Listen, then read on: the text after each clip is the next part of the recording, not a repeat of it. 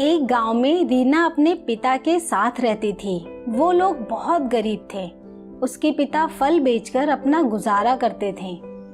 कभी कभी रीना भी अपने पिता के साथ जंगल फल बीनने जाया करती थी। एक दिन अचानक उसके पिता बहुत बीमार हो जाते हैं और घर की सारी जिम्मेदारी और पिता का इलाज का खर्चा रीना के ऊपर आ जाता है। रीना बहुत परेशान हो जाती है।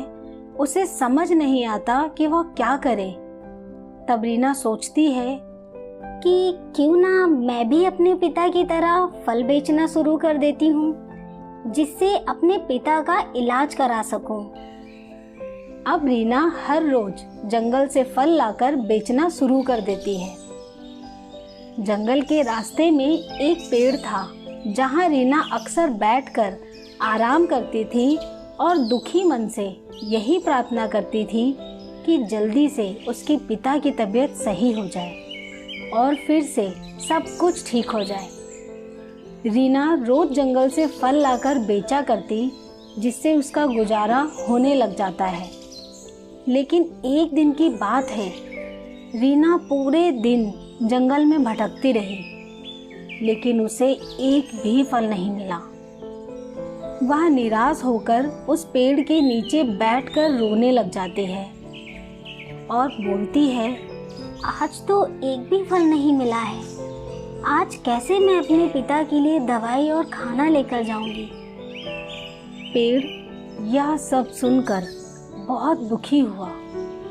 उससे रीना की परेशानी देखी नहीं गई। तभी वह पेड़ रीना से पूछता है, क्या हुआ, तुम क्यों रो रही हो? रीना डर गई और पूछने लगी, कौन हो तुम? वह पेड़ बोला, मैं हूँ, जिसके नीचे बैठकर तुम हर रोज रोती हो और अपना दुख बताती हो। यह सुनकर रीना की आंखें फटी की फटी रह गई। वह डर के मारे वहां से जाने लगी। तभी पेड़ बोला, रुको रुको, मैं नुकसान नहीं पहुंचाऊंगा, मैं तुम्हारी मदद करना चाहता हूँ। रीना बहुत भोली थी। उसने पूछा, तुम मेरी क्या मदद करोगे?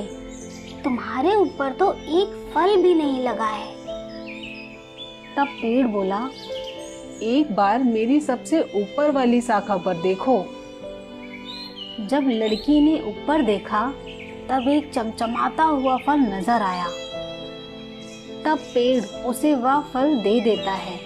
तब रीना बोलती है, इस फल का मैं क्या करूंगी? तब पेड़ बोला कि इसे अपने साथ ले जाओ और इस फल के पास तुम जो भी चीजें रखोगी वह 10 गुना हो जाएंगी। रीना वह फल लेकर घर चली जाती है और उस फल के पास एक रोटी रखकर देखती है। तभी देखते ही देखते एक रोटी 10 रोटियों में बदल जाती है। रीना बहुत खुश होती है।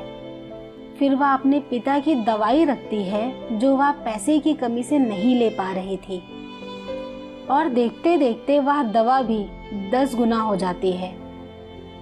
अगले दिन रीना जंगल जाकर फल इकट्ठा करती है और फिर उन्हें बेच देती है।